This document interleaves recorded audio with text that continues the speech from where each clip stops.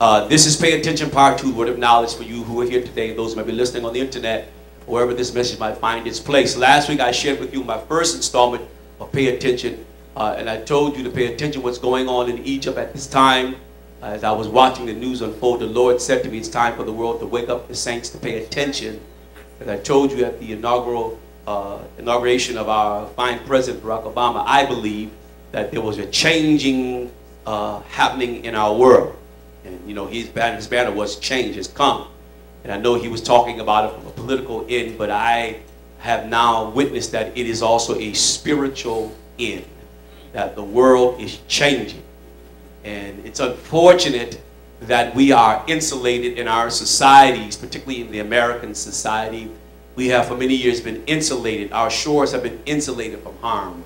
We've known no real wars on our shores in terms of a foreign enemy coming in. The closest they got was both in Pearl Harbor and, of course, when they took the towers down on September 11th. That's the closest any enemy has ever gotten to waging war on our shore. So we've been insulated. We're used to this thing that Paul talks about, peace and safety.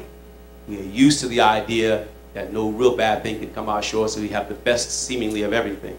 And this is not a message of doom and doom, and those that would listen to this message and years later would probably say that I'm crazy. I was one of those fanaticals talking about end-time things. You know, there is a group out there that's talking about end-time things, but they are not sharing those things from what I call a spiritual perspective. There are those on TV, and I won't say their names, but they come from a certain network that's like an animal, and he's supposed to be sly. And that individual that's on that network is trying to put forth gloom and doom, but he's mixing it with politics, money, and power. You see, but you can't use prophecy and mix it with politics, money, and power and come up with the right formula. God is not interested in Republicans or Democrats. He's not interested in who's in control, who has power.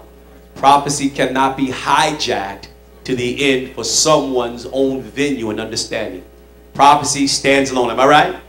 And prophecy tells us in the book of Paul that when people shall declare peace and safety, sudden destruction shall come upon them. So where does this place us in this term when I'm dealing with Pay Attention Part 2? The upbraiding of Egypt is a very troubling message for the world.